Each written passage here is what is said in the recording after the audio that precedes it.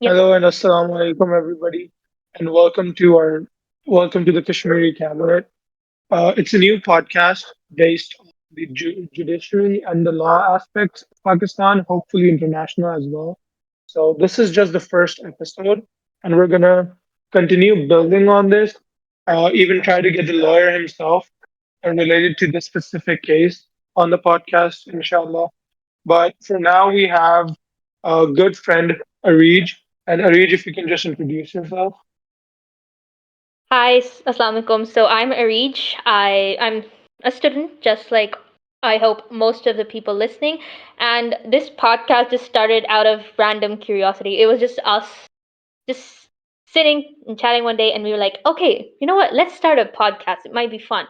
So this is our first season, and I hope that it's going to be exciting, and I hope we're going to continue it in the future, and it's going to go smoothly. So today we were discussing about the domestic judiciary problems when it comes to Pakistan, right? So what do you have in mind? What do you think clicks when you at that moment a really critical problem that we have? So currently, I think it's obviously the most common problem everyone's facing in Lahore or in Punjab. You could say I don't know if it's there in Rawalpindi or Islamabad, but smog. That's like the main issue nowadays in Punjab. Areej, could you tell us about it? Like a little bit of overview and how is it in Islamabad where you're at? So in Islamabad, it wasn't actually that bad. It was there for like a few days, probably like 1 to 3 days, and it just like vanished. It's not a serious problem here because obviously the landscape is really different from what is in Punjab, and when we are speaking mainly Lahore, which is I think the number one most polluted cities ranked. I think even in 2021 and in 2024 there's a lot of differences, and I feel like that's accountable for how smog isn't as impactful in Islamabad and Rawalpindi as it is in many regions of Punjab, and especially Lahore. Yeah, so that's basically it. So in Punjab right now, we're gonna start off with the basic unit of measurement for the smog, which is PM 2.5. So it's basically molecules or particles which are smaller than 2.5 millimeters, and those account towards the toxicity of the smog levels in Lahore. So currently it's 249, which is really bad. The overall smog index. So the case itself, as Reed said, was filed after years of neglect. So it was filed by Ahmed Rafe Alam, an environmental lawyer. A little bit about him. He was born in Lahore, Pakistan, and he completed his LLB from the University of London and his LLM from the University of California in Berkeley. And he became an official lawyer in 2005. He joined the Lahore High Court Bar Association, and his main focus was the constitutional aspect and the environmental aspect of law. So he himself was not alone in this. He decided to have someone to follow, which we all should, in my opinion, which was Mary Christina Wood. And he was inspired by her. She was an environmental lawyer as well. And in 2016, around the start of November, he noticed that there was a lot of smog in Lahore, especially. And he went to the court and he filed a petition against the government of Pakistan for neglecting Article 9. As Areej said, Article 9 basically states that it states no person can be deprived of their life or liberty unless it is in accordance with the law. I think these are the exact words used in the article. So it was being neglected since there was nobody doing anything and there was no policy in place. There was a policy in place. It was a year before in 2015 when a policy was made and it stated it was labeled as Mark A, but it stated that there would be five different stations, also as Reed said, that would monitor and control the levels of smog and let the other departments of the government know the action plan or how to counter it. So, what the government noticed, or what the petition itself said, was that the government was not getting data from a fifth station, which was the UET and the Lahodar stations in Lahore. And the levels of PM 2.5 were not put in place to the government, and the rest of the information was put in place in a form called Mark B. So there was absolutely no connection between the governments. And I'll just give a brief introduction of how the case played out. So the case did actually go in the favor of Rafe Alam, and he did win the case, causing them to make another policy draft and action plan the same day. The court was adjourned, and it opened up at 6 in the evening again. I think, yeah. So before that, like the court was supposed to open up. The court ordered them to devise an action plan, and they did. The chief secretary of Punjab and everyone sat and made an action plan, which then was, followed through. And now we at least know what smog is, and there are precautions taking place, such as at 8 p.m. at night, everything closes in Lahore. You can't go out with the mask and stuff, and schools have been closed for like a week or so. But this is like a whole debriefing of the whole case. We're gonna get in depth like later on, but for now, me and Arij are just gonna talk about it with each other, uh, see what our opinions are on the topic, and I would like to actually ask Arij to initiate the first conversation and initiate a topic of debate or a topic of banter.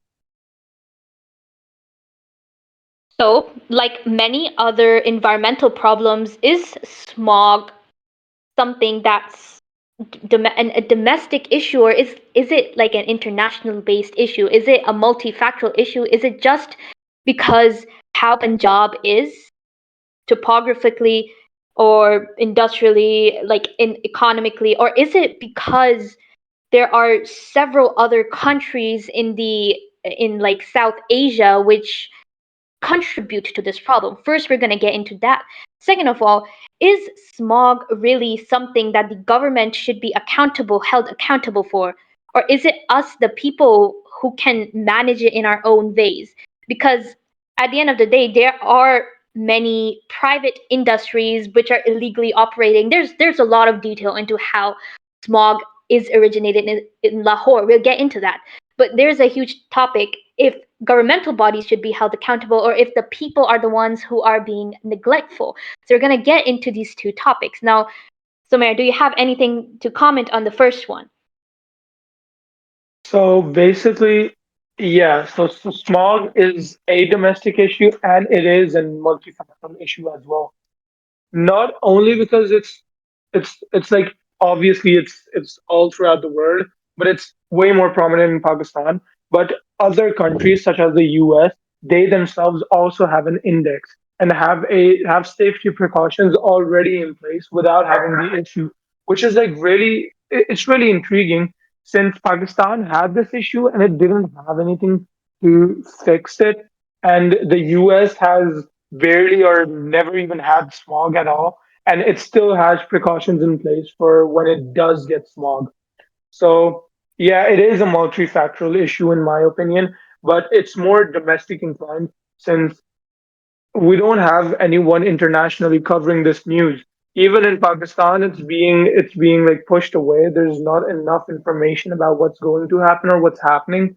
It's just the government released a notice recently saying that schools were going to be closed for a week until situations were in control. And this is the second week, and we still haven't gotten any concrete evidence that something is happening or a change is taking place. Instead, evidently, as we see it, it's getting more and more dangerous. Like me, myself, I'm sitting in my room and I can look outside the window and there's like heaps of smoke coming through onto the terrace. So it is pretty dangerous and it is very domestic inclined. But I'm surprised how everyone else was prepared for it, even though they haven't had this issue. But Pakistan wasn't prepared for it, and it still had this issue. And it wasn't even in the constitution, or there wasn't even an act or like safety precautions in place for it. Even though you had that problem, that's actually very surprising and very bad for the country. I remember last year, or like the year before that, in New York, the air quality was extremely hazardous as well. And I remember seeing people wear these gas masks as well. But like, if we think about it, what kind of measures did they take? Obviously, we're a third world country. We don't have that kind of technology that they do. But in my opinion, Lahore is still, in terms of like many green space, it's okay. There's very little amount of green spaces, but there's definitely more than we see in New York. And Lahore is not that industrially invested as US might be. So what do you think is the difference in Pakistan and the US, beside from them being a first world country, would help them to tap over that problem, So but we still can't after so many years? yeah, so I remember last year it was around early June 2023 when there was a lot of smog in New York. But New York's like the hub. There's like I don't know if it's accurate or not because I went to New York recently and everyone was like exaggerating. Hopefully they were exaggerating. They said that every 5 seconds a plane lands and another plane takes off in New York, which is like it's even like surprising to think about. Like even if it's not true, it's like a huge hyperbole. So since it is the hub, it is totally justifiable for it to have that kind of smog. But I don't know about Lahore. Lahore isn't that polluted. Like, according to the citizens, it's not that polluted. We're not doing a lot of things out of our way. It's mainly just the industries. And while going to New York, there were so many factories, but they all had catalytic converters built in them, and there were posters saying that safety precautions are taking place.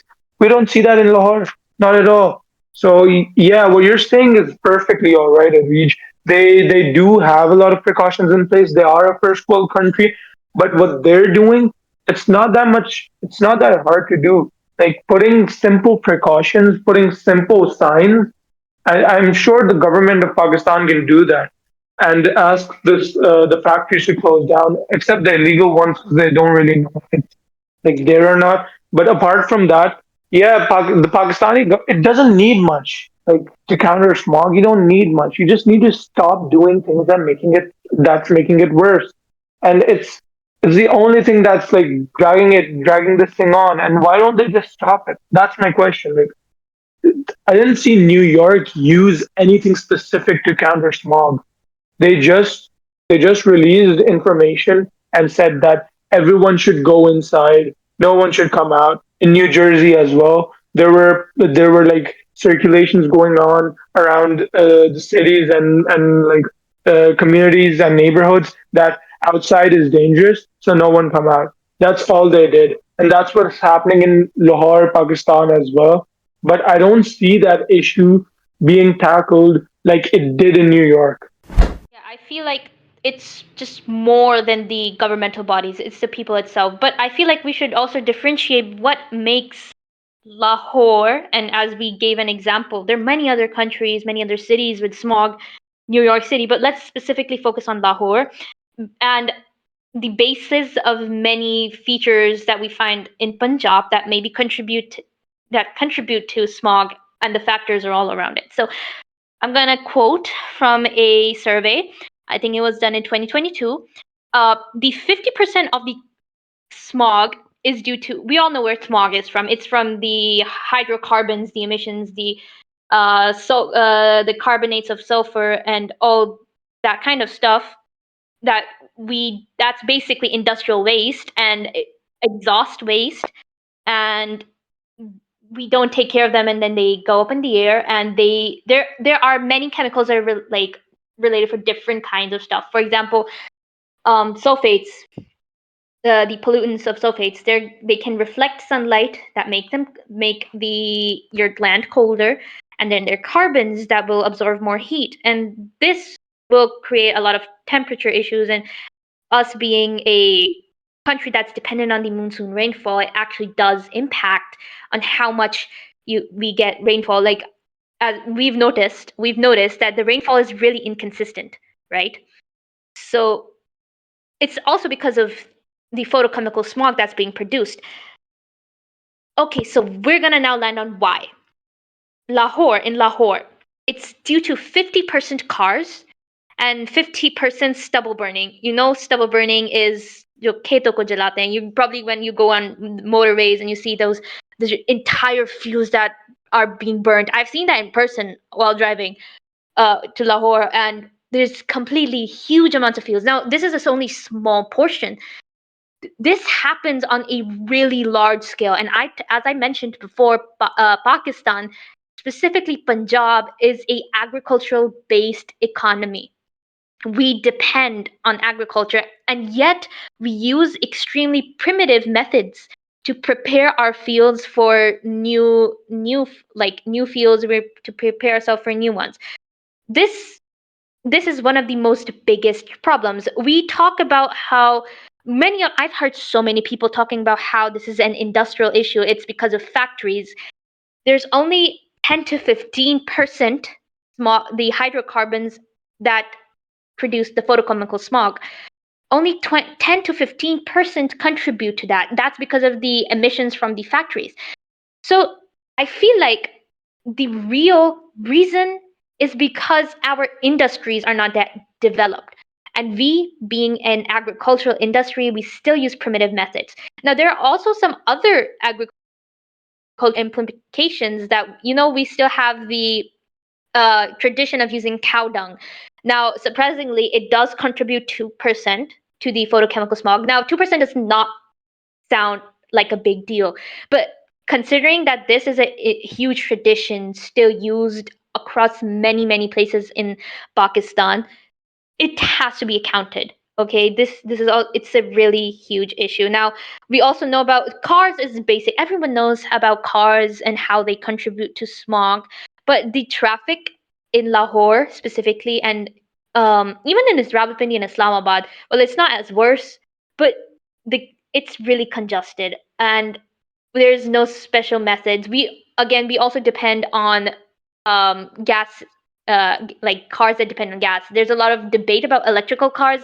To be honest, I really don't support electrical cars, but there needs to be another form of transportations. For example, I went to Germany. They use cars as much as we do. In fact, Germany is one of the most biggest car manufacturing industries in the world, but the people barely use it because let me tell you, they have like what uh 20,000 euro to get their driver's license made. That people are not going to pay that much. There's only a specific amount of people, so there's strict laws on how people can limit their transportation use and how they can encourage green transportation into their lives. Everyone was on a bicycle, everyone was walking. Like, I personally don't think, I'm really sad to say this, but while I was in Germany, I walked like what a 1.5 hour to the place I was gonna do, and I was perfectly fine. But I don't think I'm gonna put that much time and effort when I'm going to Pakistan. So basically, uh, now my point is, aside from all the environmental implications, it's also human mindset. Pakistani people are not in favor of sacrificing some sort of like leisure. There are so many other problems involved. Like, people are really status conscious as well here. They're not going to be okay, this is a very far stretch, I know, but people who do have cars will prefer to use cars. Well, I've seen in Germany, people have cars, they still go on bikes. In fact, one of the members of their parliament, the German parliament, he came alone on a bicycle, that a pedal bicycle. It's that simple. They take environment problems very seriously. So it's not just because of our primitive methods or industrialization or Lahore being an overly populated city. It is the human mindset in Pakistan. It's extremely messed up. We're not going to give our leisure. We're not going to make sacrifices. We don't want to be educated because who cares? That's what we say. Who the hell cares? The world's going to go on. We're going to do our jobs. We just need our money. But this is a serious issue. And I feel like we need to somehow make it a serious issue. And that is a really big problem. Now, this was all that contributes to majorly contributes to the smog. And now I'm going to hand it over to Sumer to ask what his opinions are as being a resident in Lahore to what contributes to smog as well. Yeah, before we get into that, I really want to talk to you about the point you made that Pakistanis themselves are ignorant about the topic. And like how everyone in Germany was like driving bicycles and stuff, even the parliament of the member of the parliament himself.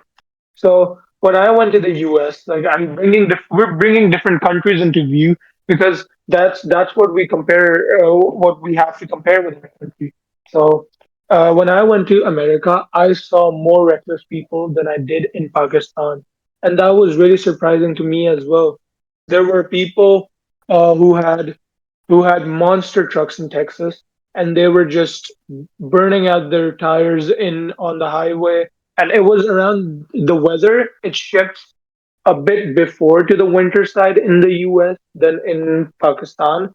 So it was actually pretty surprising to see that they themselves were also as reckless and ignorant as Pakistanis, perhaps even more so because they were Americans are very hyper and they don't they don't think about what they're gonna do, they just do it. So if you like, for example, I've seen Americans get into fights so many more times than I did in Pakistan. I saw, so I was in the US for about 3 months and I saw at least about 10 fights happen right in front of me. And it was surprising because they were all on like stupid things. So, on that, topic of people themselves being as bad as or ignorant. I don't think that's entirely the cause. That is obviously one of the causes, but I think that the government itself is also highly liable. Going back to the case, like in 2016, when the government asked, or when the petitioners asked, that where was the final form of the final results going, and why wasn't there like any action being taken? I quote, they said the Environmental Protection Department is still busy in analyzing the data in order to formulate strategic interventions. This is almost after a year of like formulating a policy that should have been done ASAP. And it's like it is there is a problem with the people, but the government's also not doing its part. I saw there were cops in America and they were just sitting on highways and they were there for 3, 4 days in a row, just waiting to see something wrong happen and then just go catch them. And then they were also giving us the leisure to do something wrong in ourselves. I remember we were on the highway and we were going around about the speed limit, and there was a group of 10, 15 cars ahead of us that were going more than the speed limit. So I saw some cops drive by and they just waved them off, did not arrest anyone, but waved them off and said that you should they basically like signaled to get slow here and then you can get faster on the other side of the highway. And it was really surprising seeing if that happened in Pakistan, the Pakistan's police would jump at that opportunity and arrest as many people as they could, since it was being done so openly. But the government, it's really important in this case. Like apart from the people, I don't think you. It's really hard to get the point I'm trying to make. But the thing is that it's about the government and then the people. Both have a role in it, but I think the government outweighs the role of the people.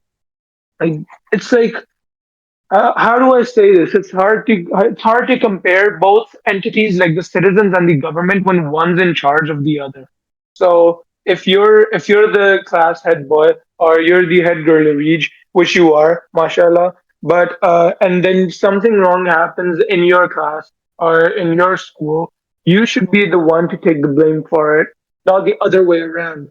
You shouldn't say that the people are just like this, which they are. There's a lot of bad people in this world. There's a lot of ignorant people in this world, but the governments need to know how to control it, and they should. They shouldn't be reckless on their own part. The German government is a prime example of how to control it. The American government is a great example of how to control their people. The Japanese, and like going on. So many first world countries they don't work on the infrastructure itself. They work on making people happy. People walk from one place to another in Germany. People walk from one place to another in New York as well, only because there are so many facilities. There's I just wanted to get this point, and I wanted to know what your opinion was on my opinion. No, this was an extremely plausible point of view, but let me also highlight one more thing. Now, if there is an inaccuracy or injustice done by, okay, first of all, baseline set, the in the entire world you're not going to find a government that is not corrupt, that doesn't put people's affairs in front of theirs. Like, there is no government that's perfect.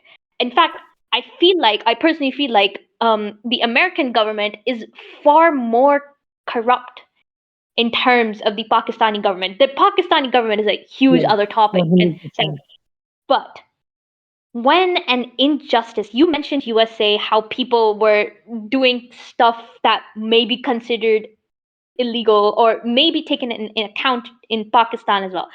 But when there is an injustice in their country, when people see that their government is not taking stand, the people come out and say that no, we have a right and the government is going to give it to us. But I do not see that with the Pakistanis. The Pakistanis, unfortunately, do not care enough. Now, again, there's going to be another counter argument. I probably think that अगर हम जाते हैं बाहर सड़कों में, we protest, we get like there's huge riots and there's a lot of injuries and potential people dying.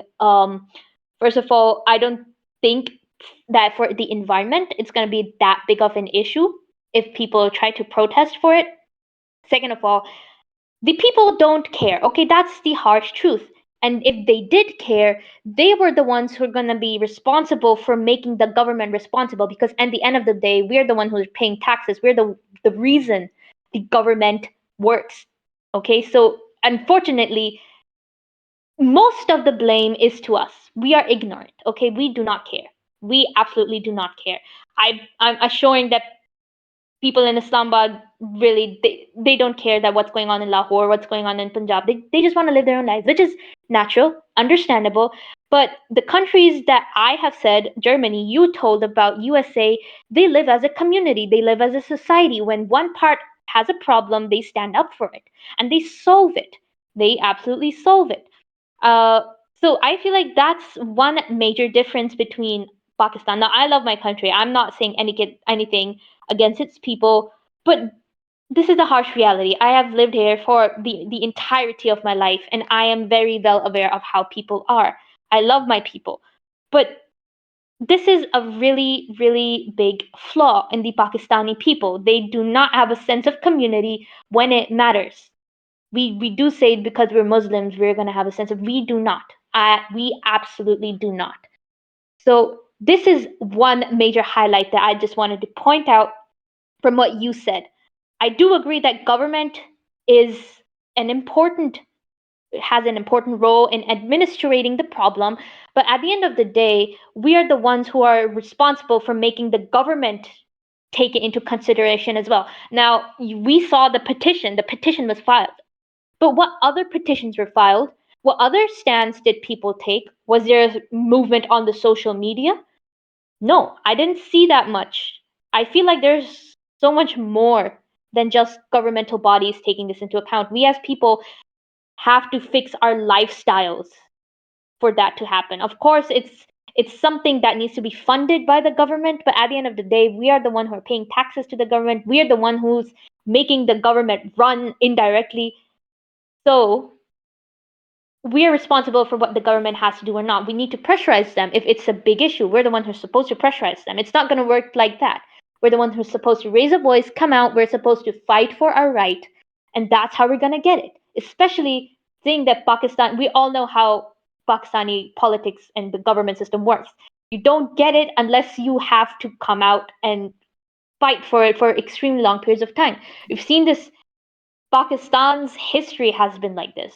So I feel like we are more in charge of this problem. There's also a lot of lifestyle changes we need to do to counteract this problem. So yeah, if you would like to add anything else to what I just said, you can go on. Yeah, what you're saying is correct, like all in all, but I don't think that we as people are the big issue. Since if we, for example, we ourselves did get this issue fixed, or at least put the government on track. Uh, since the case was filed by a lawyer, it was filed by the petitioners who were normal people, who were citizens of Pakistan. We are doing our part in a way. We're paying taxes. We pay taxes to not worry about our country, to not worry about our safety. And why is it that we go out and we vote and then we pay our taxes and then we listen to the government? Most Pakistanis do not, but to the ones that do, it's kind of unfair that we do all this stuff and then it still is a duty on us to go out and protest for our right, even though we're funding the government to, fulfill our rights. You're giving them money, you're giving them liberty, you're giving them power. You actually recognize it as a power, and you recognize it as, so basically there's like the power, it's given, it's not taken in a way. So people, if I, for example, you win the school elections, I won the school elections. So it wasn't that I had taken power. I was given power by my people. And for example, the school gives you funds to organize events, which they did. And then I go up and mess up the event. And then I say that the people were not cooperative enough. It was my duty at the end of the day to have them cooperate. And we cannot blame it on the people themselves, no matter how bad they are. Since why are you in charge then? That's the big question. Why was I put in charge if I couldn't do my job, right? And if I was going to ultimately go and blame the people majorly for the whole thing. The weirdest part of this whole thing was that the government was just wasn't well connected. Imagine in countries you shouldn't even be able you shouldn't have even like had the liberty to file a case. It should have been taken care of by the government, since it was so dangerous, as Ms. Sara Bilal and Fahad Malik, when they declared that PM 2.5 levels were above 300 and it was to be declared a national health emergency. um, Everyone was silent. No one really cared. Even though it was people themselves telling the government in the court of law, कि भाई ये गलत हो रहा है, we need to step up for ourselves. It wasn't their duty to go to the government and tell them कि this is not good at all. And then the government himself and their own consultants, Dr. Madood Khan, I hope I'm saying his name right, and Dr. Kamran Chima, they supported this argument, Ms. Sara's and Fahd Malik's claim, saying that 300 plus levels of PM 2.5 could cause harm to pregnant women and people suffering from lung and heart diseases and cause long term side effects to normal people. The court still didn't care. The power play was when Rafe Alam steps in court with a portable air monitoring indicator, and he revealed that the levels of PM 2.5 in the court is 494, and outside it is just slightly over 500, which was really surprising since the doctors, the government's own consultants, and random people were saying continuously that 300 plus is dangerous. It wasn't a real issue until it was proven to the government, which is not how a government's supposed to work. People don't bring an issue to the government to fix. Like they don't give them proof for that issue. It's part of the government's role to follow through with a plan, to make a plan, and to like find out how to tackle it. Everything that was done by people, which is completely unfair. You're saying people are ignorant. They are. Most of like Pakistanis are. I would say like 80% of Pakistanis are ignorant, but the rest of the 20% that are not, it was eventually them that helped fix this issue, coming into court and having a petition, having a, a line of action be formed on the same day. and they made a revised a smog policy in one day. The secretary of Punjab and multiple other secretaries, they sat and made a plan in one day, which was how it should have been way before, like a few years before, when the smog issue started to arise, and not when in 2016 suddenly that people decided, okay, smog dangerous हो रही है, it's dangerous for us, it's dangerous for you, and we should go and fix this issue. It should have been done before, really before, and it's really surprising that it wasn't. And then the court ordered the departments, the respective departments, to make a revised smog policy and submit it in 3 months.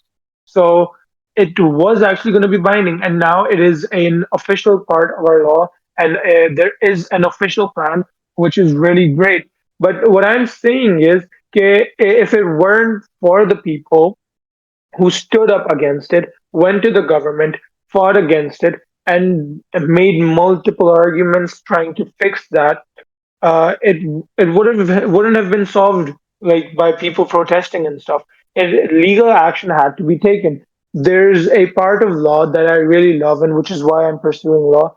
It's the certainty in law. That law is always certain, and it's one of the requirements for a country's law to progress further. That it needs to be certain. How is it certain when your people are coming up and they're giving you the solutions to their own problems, when you're getting paid for to do the same for them?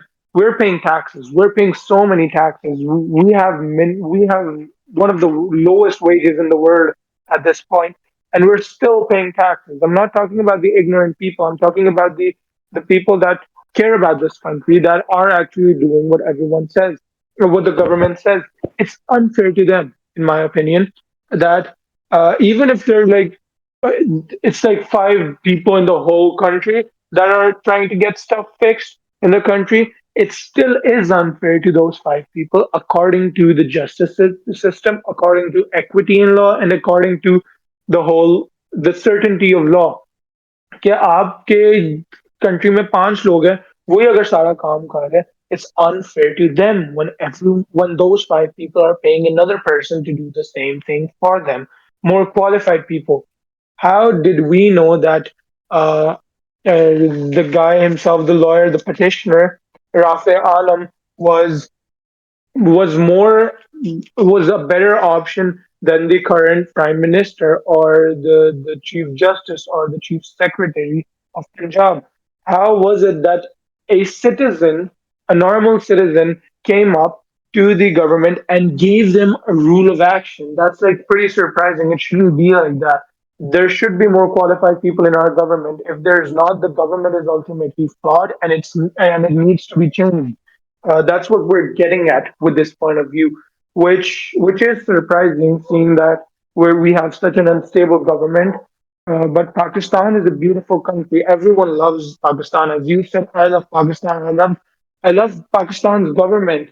It brings a sense of nostalgia seeing all these politicians. Since I was a child, I feel a sort of attachment to them in a way. But it actually really disappoints me when they don't take credit for what's going wrong, and then they do take credit for what's going right, and they ultimately blame it on the people. Which I'm sorry if I'm being offensive, but I didn't mean to be offensive. But this was like my argument against you, and now like it's on to you.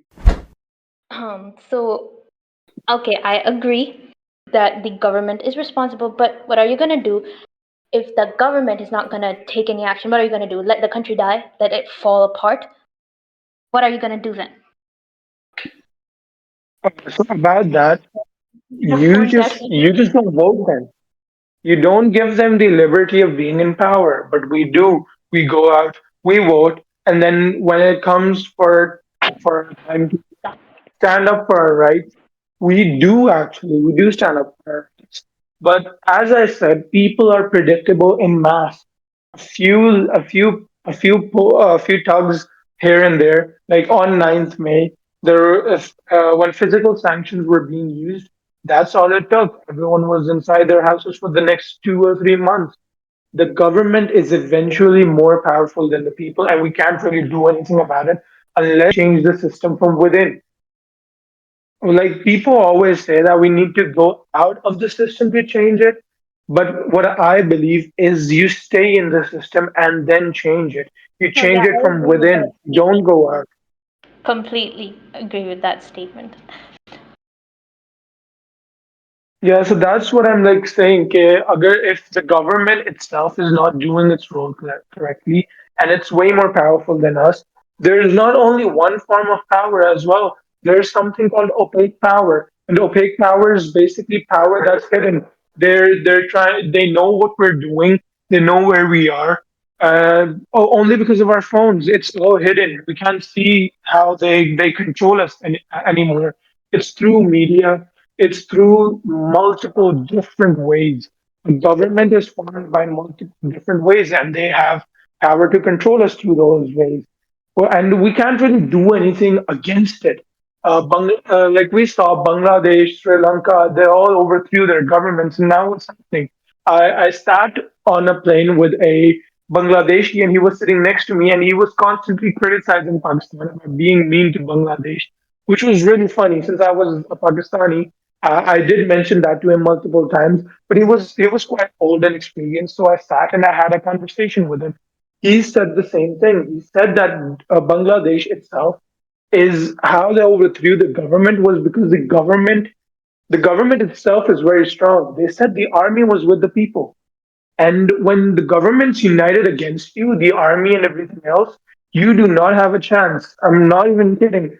It's at a time ke you barely have a chance against the governments.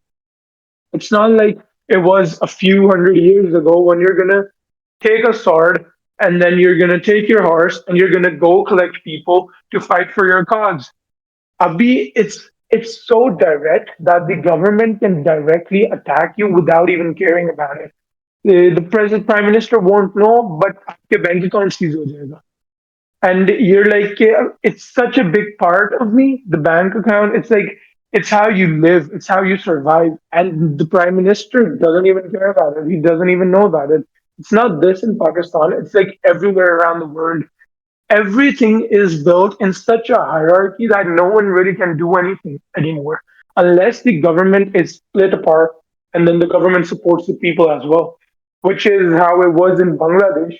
The army was supporting people, and that's not going to happen in Pakistan. I don't think so.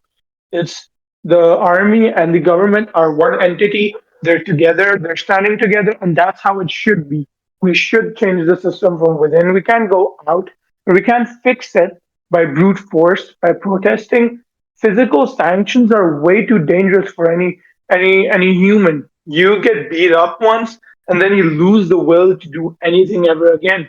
PTSD is such a dangerous thing. Even if you don't get PTSD, there's a constant fear that etches on you and it won't let you live. It won't let you do the same thing again.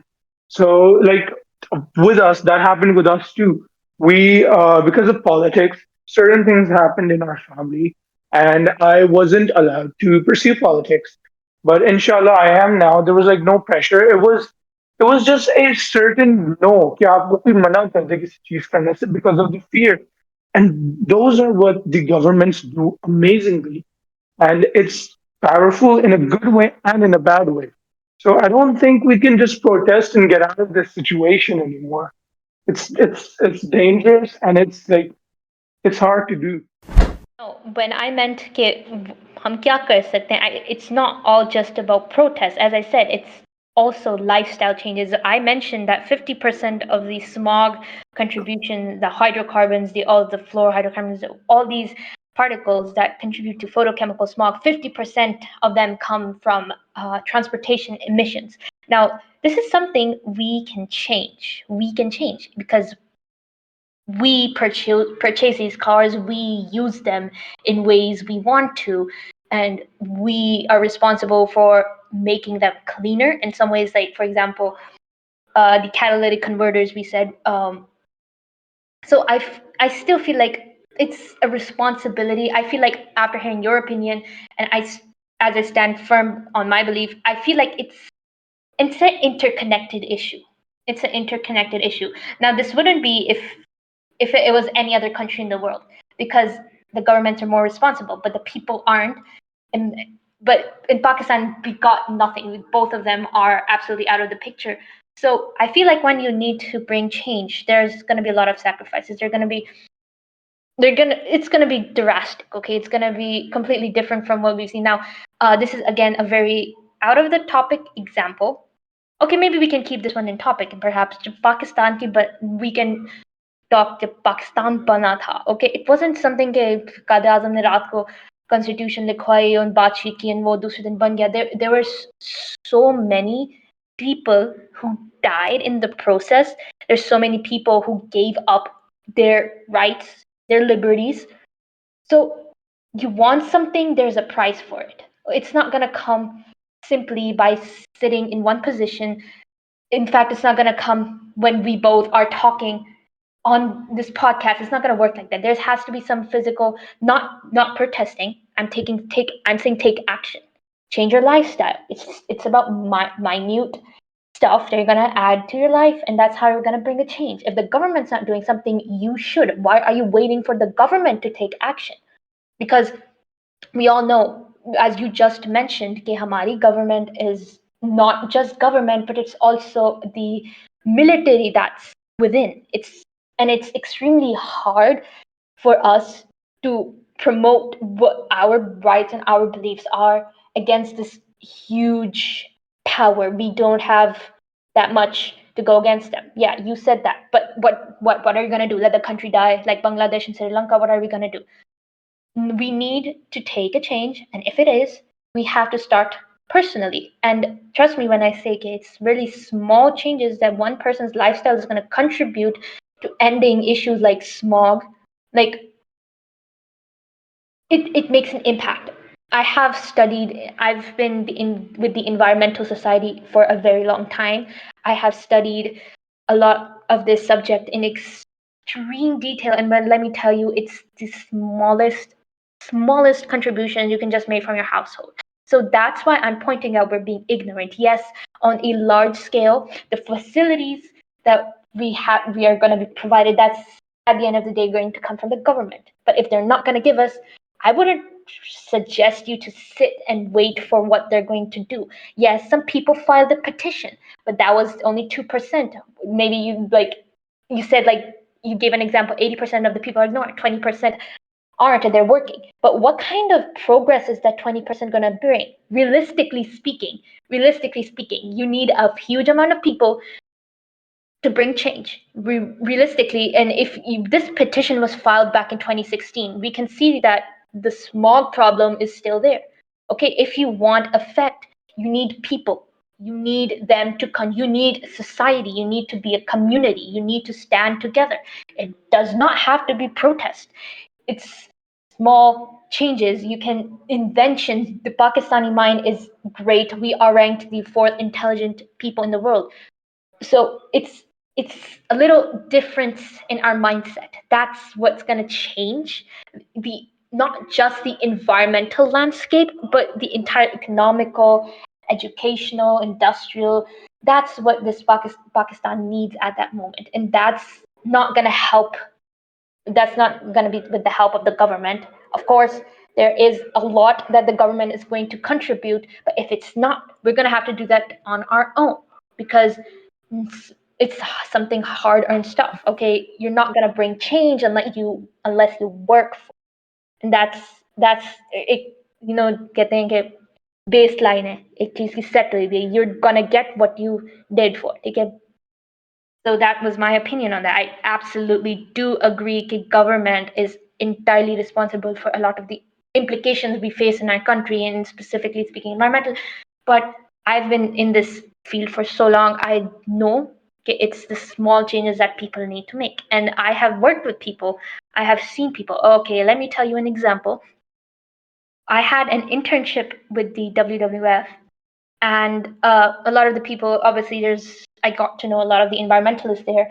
I don't think there are still, oh, obviously it's a really small amount. I know there's so many people who get into environmental studies and then they continue to work towards it, but there were around 50 people in that internship in this specific for my area at least. And I was with a group of five, and the rest did amazing work. But I never saw that. I'm still in contact with them. I never saw them working for the environment ever again. See, this kind of stuff needs to go away. When you pursue something, you need to work towards it. Now, this is the issue I was saying. We're ignorant. And that's one thing we need to tackle. We need to work as a society. Okay, if the government's not going to do anything, we are. Okay, we can't just let the country rot just because the government's not doing anything. That's kind of selfish, and that means that you are not a responsible citizen. In fact, if the government's not doing anything, no, just make a. Okay, this is going to be. You know what? I'm not going to say this reference. Moving on. Say it, say it. Okay, so you know how Hitler was Hitler because he saw injustice in his society, right? You need to stand up against Yeah, it. Okay? Hitler was Hitler because he saw how the Jews were a predominated people in his not country specifically, but he saw how they were so embedded into the affairs that affected their country after World War I, that he was like, no, yeah. if my country is not going to take action for it, I am. Now, this is a really far-fetched example. Of course, you do not go as far as Hitler did, but it explains that, okay, if your country is not going to handle it, after World War I, Germany was devastated. Germany was economically so weak. Germany has always been a power, okay, but after World War I, it was ripped off its economical and status. It was completely destroyed. It was on the bottom line. And then when Hitler, he went to for his studies, and he actually saw how Jews. No, I shouldn't say Jews. Should I? If this goes online, this is going to be very problematic. Okay, but he saw how how these people were actually so linked into their country's distraught that he was like, no, I'm going to take action for it. And this is how community should be. Now, do not go as far as Hitler, but you can overrun. There's ways to overrun. Said it. Arif, you said it. So basically, I do agree with you 100%. Like how he stood up for one thing, but he didn't just go out and he just started No, it's a going business at it process. like with a There's no gun or with an disagree with axe. that. It's a He was a part of the government itself. no, he was I'm part of sorry. the army. No, Yeah, he yeah, yeah, rewrote the government later. He was first a soldier, and then he made his way up. yeah. He got public interest. He got public support, and when he made a community, he was like, I do not agree with what Germany is at this moment. Let me overwrite it. Then he rewrote his own. Okay, that's a very separate thing to talk about, right? But what I'm saying is my point to convey is that people can take a stand, and it is a long process. It's not going to happen overnight, but for that you need a sense of community. You need to stand up. Okay, you need to be a society. You need to function in that way. You need to take care of what others are going through and what others are not going through. If there's a problem in your community, you need to try your best to get away with it. If okay, the government is neglectful, we get that. We absolutely get that. But I personally do not recommend you guys or anyone sitting there and just watching. Okay, that's pure selfishness. That's out of yeah. No, sorry, you can speak. What you're saying is perfectly all right. I agree with that 100%. And I actually agree with you on this subject. But the thing is that Hitler himself did also go through a long process. He became a part of the system and then decided to change it. And that's how it should be. That's what I'm saying. It should be like that. It isn't. Small changes do make a big difference, but they're not if that there's only like five people making those small changes. The government needs to force the mass audience to make those small changes with it. Another problem that you said that what you were saying was we like Hitler did. He got into a organization. He was in the army. He grew up, and then when he got like the initial fame, he then decided to take grasp of the problems, and then he decided to how to how to relate them with the people, and then how to stop them. I was reading Mein Kampf, and in volume one, he says, I think he was in Italy. He said that he would refrain from talking with politics to anybody. And that was surprising since imagine such an important political figure saying that he's not going to talk about politics with anybody, and he would only do so with a few of his friends for most of his life, even while he was studying in Italy. And it was really surprising seeing that the person who had such a capable mind and who was so smart was deciding not to use his abilities to like directly affect the government from down below, from as a point of a citizen. He waited until he was in a position to do that. You don't get to make decisions that are not enforced. Like मैं अभी कह दूं कि I want a private jet on the roof of my house waiting to take me somewhere. It's not gonna happen magically. It needs to be a process. I need to make enough money. I need to have enough power to command that. और वही चीज मैं कह रहा हूँ कि we don't have that power. We need to get that power, but we don't have it. And those small changes you're saying that we should make them 100%, but we need to have facilities. Like the government doesn't provide you with enough safety. It's like I know it's very cliche that मैं कह रहा हूँ कि सारा कुछ government ही हमें दे. I think at the end of the day, it is their role to give us enough, at least give us the bare minimum to do something. We can't be like forced, not forced, but we can be like it's not our duty to do most of the stuff the government is doing. We don't just sit and we fix it. So I read Salahuddin, the book. I think it was by John Mann. It was an amazing book, by the way. But what the whole gist of the book was, Salahuddin really just got pushed into power by luck, and he wasn't really that evident of a leader in his starting years. It was his uncle, it was his family that pushed him, and it was just a play, a coy. Salahuddin would never hold a siege long enough than more than 3 days. I think he wasn't just that competent. He would go around and he would get anything he could. Like that's what I'm saying basically with Salah, making a point with Salahuddin is that we need to learn from history, but we need to adapt it to the way things are now. And now we can't just do stuff like Salahuddin did. There's not magically going to be a new ruler जो आके सब कुछ change कर देगा. It needs to be a slow process. It's going to take time, and I agree it's going to take time. But we need to start seeing changes and stuff happening inside of the government, or even outside of the government that the government does. Did you know what they said when they were asked about the smog situation? They said, okay, wait, let me take out the actual words, which was really surprising. The government did post precautions in 2017, I think, yeah. They did post precautions. And what they said, the reasons for it, they said it was our own general understanding, not due to the results of any monitoring, which is that's really bad for the government. You have 5 stations and you have continuous monitoring happening in those, and you don't get the knowledge, and then you just decide to fluke it. You say कि हाँ हमें smog नजर आ रही थी धूल नजर आ रही थी तो हम लोगों ने कहा कि बंद कर दो सब कुछ. That's exactly what they're saying, and it shouldn't be like that.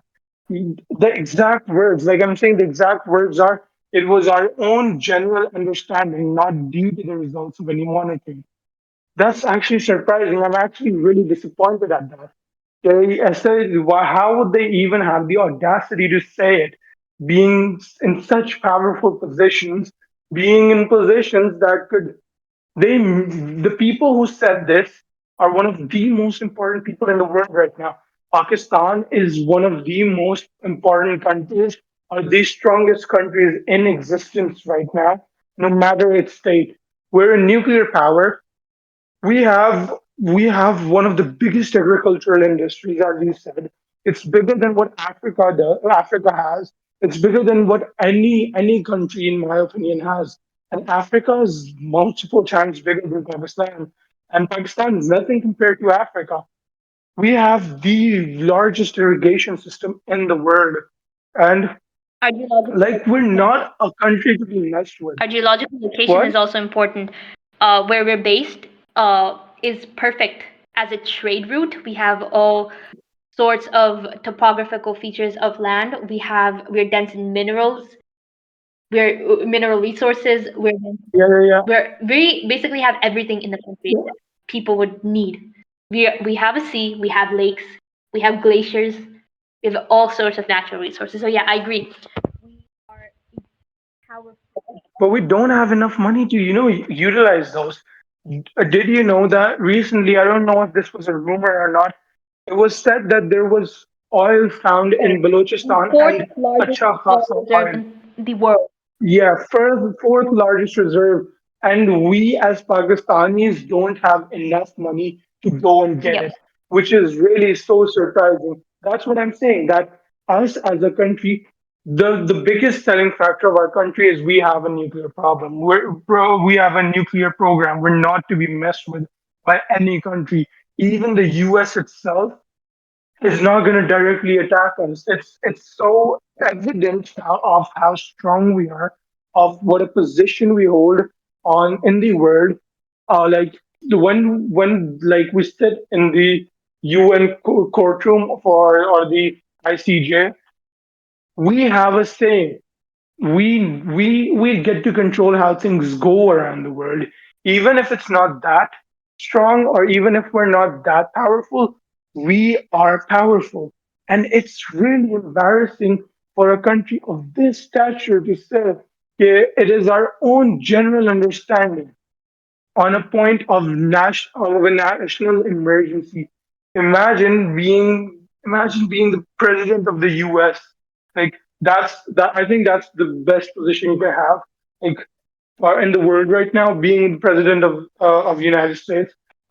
Kudos to Trump for winning, but imagine being the president of the United States, and someone asks you, "Okay, there's a war going on. Like, we could say Israel and Palestine came in, like, to free Palestine, and you say that there's a war. People tell you that there's a war going around, and what are you, as the president of the United States, going to do?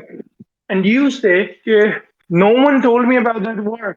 मैंने खुद ही news पे देखा है कि जंग हो रही है, और मैं कहता हूँ कि oh, it should stop. That's it.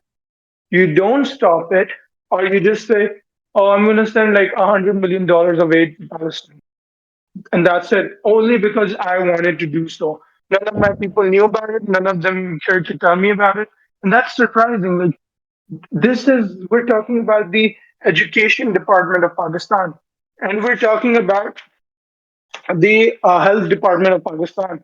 And when asked that were there any communications about the dangers of smog between the two departments, you know what they said? They said that meetings were being held, but no talks regarding the PM 2.5 levels of smog were taking place. Like, imagine having a meeting, having multiple meetings to get up across a span of a few weeks in a state of national emergency, and the government just doesn't talk to each other. There were no written letters exchanged by the two departments, and it was surprising to see कि हम इतनी बड़ी country हो गए, our government can't handle such a simple task. That's the only thing I'm saying. I'm down to like walk across Lahore to my job, or walk across Lahore to my friend's place. It's fun walking. Like, most of the people in my family, they really want to go out to walk, and they plan walks. And it's the same with everyone in Askari where I live. Okay, my neighbors are walking. Heck, there's people outside walking on my street right now. There's like 10 people outside. That's what I'm saying. That it's not about कि हम लोग खुद contribute नहीं कर रहे, हमें contribute करने के लिए फैसिलिटीज नहीं मिल रही. We can't go outside of us creaking. It's dangerous. We can't walk to our houses or from one house to our school. Like, can you imagine walking from your house to your school, even if it's just 10-minute or 20-minute walk away? That's actually really sad कि आप school चल के नहीं जा सकते in your own country because of the dangers of it. I see kids walking around in the daytime, but there's no kids at nighttime. In the US, in Turkey, even when I went to Turkey, I saw kids playing outside at 2 a.m. at 1 a.m. Pakistan mein kahan hota hai? Like that's the only the thing that I'm saying. Okay, we don't even have protection to do something in our country that would benefit our country. Of course, everything change starts from within. Okay? Like you said, it's my duty to fix the stuff that's wrong with the country. It's everyone's duty. It's a collective duty. There is no sense of society, like you said in Pakistan, and that's 100%. That's perfectly. There is no sense of society. If there were a sense of society in Pakistan, तब भी नहीं कोई change होता. That's a bold statement, I know, but I'm gonna go out and say it कि अगर पाकिस्तान में sense of society होती ना, और government ऐसी होती, there would be little to no change in the state of Pakistan that it is right now. Since the only way of fixing a problem is going to the root of it. It's not just the government, the people in the government, it's our own constitution. It's so flawed. There's so many loopholes. Then comes the illegal settlements, illegal factories. That we need to fix those. You fix the thing that's starting it all, and then everything comes into place. And obviously, it's not gonna, like you said, yeah, government का majority rule, मतलब majority problem government की नहीं है, लोगों की है. I do agree with that. Let's say you win, okay, you win this argument. You're 100% right कि लोगों की ज्यादा गलती है. And then the people, they decide to fix their own problems, okay? And when they do, what happens to the government? We don't need the government anymore. Like, what's the role of the government? If everyone's doing everything perfectly all right, why would you need a government? And then people come out with arguments saying the governments, the US says, okay, we're so developed. Now we're going to help other countries. We're going to give aid to other countries. And that's also perfectly fine. You're giving taxes. And if you agree you want to give aid to those countries, you should. But if you don't, then you shouldn't. And it's like every government is flawed 100%. And the most flawed is the US government, like you said.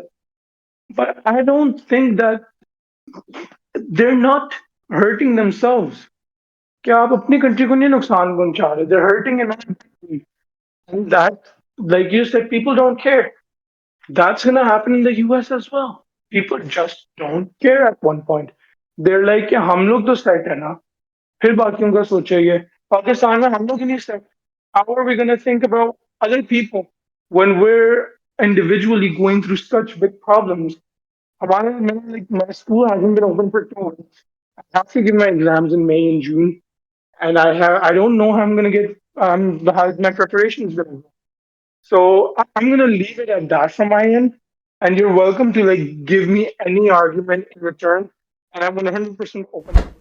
First of all, you said the constitution of Pakistan was flawed. Now, yes, there are issues, but I don't think the constitution is flawed. The people who are running the constitution, as you just said, the governmental body, is flawed. I just wanted to point that one thing out. Second of all, you were arguing that people all around the world are careless. No, I disagree with that. Now, this is a really irrelevant example. It's not related to environment at all. But we all remember the Black Lives Matter movement when the entire community came out, and the just because one black person was killed, the entire community came out, and they basically, now we all just see inclusivity and racial rights. It started something, okay?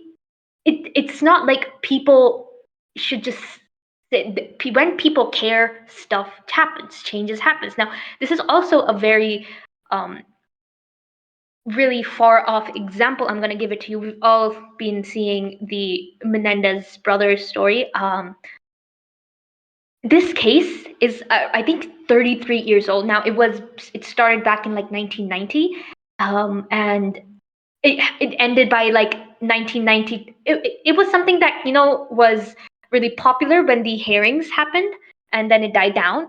And after like 33 years, after 33 years, just because people stood up against it, people cared, people were informed, people took this matter into the hands, and they're like, no, this is injustice, we're going to change it. If the judiciary is not going to let it handle, we are. And they're actually having a separate hearing on in November. Now, this is completely irrelevant, but my point of conveying is, yes, when people care, stuff happens, and people are not careless all around the world. Okay, if people cared in Pakistan, Pakistan wouldn't be like this, right? Say something People. about that,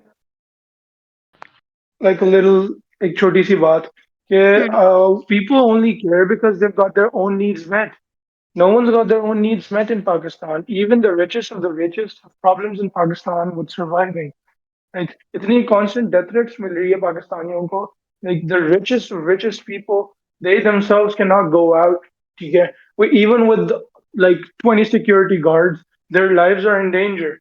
और See, अगर that's a आपकी problem. अपनी needs नहीं meet हुई, then how can you like have a societal impact? How can you think about other people when you yourself are not getting your safety needs met? Like, who's more at fault, the government or the people? Yeah, that I feel would like be a at the nice end of the thought. day, it's interconnected because we need both to function. At the end of the day, the government is nothing without the people, and the people need the government to keep them stable. So I Yeah, feel like it's interconnected. It's that's a valid. 50-50 thing, and one is not without the other.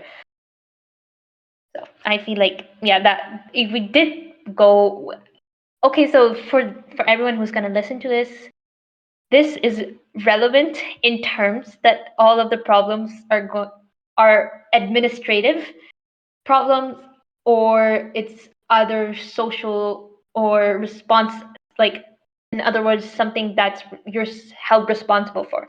So it's a personal and an administrative problem overall, and how people react to it and how the government helps the people to facilitate. I feel like it's involved in such manner. So smog can only be Yeah, so solved it is. if Yeah, we pursue it's these problems. definitely connected, and definitely it's part of the thing we were talking about, as Reed said. Let's just get to the conclusion so we can wrap this up. Any final thoughts? Anything you could convey in about 4 or 5 sentences about this whole case? And a big shout out to Mr. Alam himself, Ahmed Rafi Alam. And do you have anything to say, like 4 or 5 sentences to wrap it up? Yeah, so for change to happen, we all need to have the same mindset as Mr. Rafi Alam, because with more people like him who take this issue into action and take it into legal courts, or maybe use their knowledge, extensive knowledge, to help eradicate the problem, I feel like it would be way more helpful. And I feel like now, as the government should be administrating this stuff a lot more, and I feel like in the country we live in, we are more responsible for making them alert. Unfortunately, it shouldn't be like that. And I completely agree that the roots of not only just environmental problems, but many problems in our country are personal and administrative issues, and we need to reconstruct the social uh, building that we have in our country. So Yeah, amazing, amazing. So I'm gonna say to wrap this up that Mr. Rafi Alam Khan is an amazing person. He did something that no other people would be able to do. He went against the government and he brought about a huge change. And it's we're currently experiencing the change right now.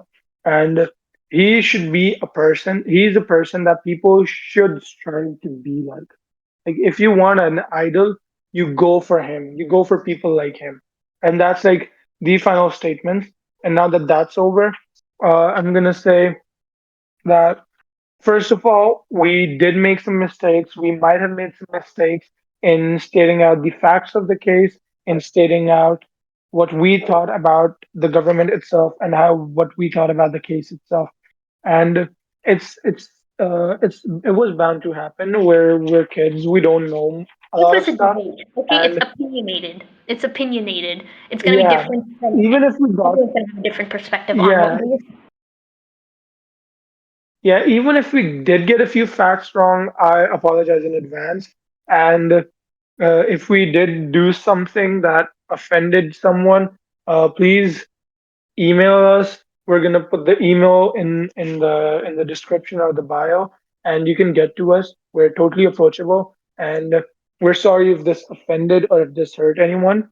And to end this whole thing, we're gonna thank you guys for listening. If you did listen first, if you're still listening, because it's been a long time, and yeah, that's it. And thank you to you, Arij, for making this happen. You were like a I huge absolutely factor. enjoyed And this. It was really fun. yeah, and We should do this, and I hope there's gonna be an episode 2 because this was really fun. I yeah, absolutely. inshallah. Yeah, there Now, is gonna be an episode two, and we're gonna invite more people. We're gonna try to get actual lawyers or actual people experience in this stuff. And this is more inclined towards children, and we're gonna have more children come up. But we're gonna do this for every single demographic we can find. And thank you to everyone. Thank you to you, Arij. And I think we should end this by now. yeah. So if you guys want to ever reach out, we're gonna have a blog post coming up soon, and you guys are going to be able to sign up. And if you want to convey any message or show us your opinions or how you've contributed to this problem, we'd be absolutely happy to hear. We're also going to launch our Instagram page where you could DM us and we'll be able to reply to you shortly. So thank you for listening to our extremely long session. I hope this was really insightful. Now, we hope to see you again at episode 2.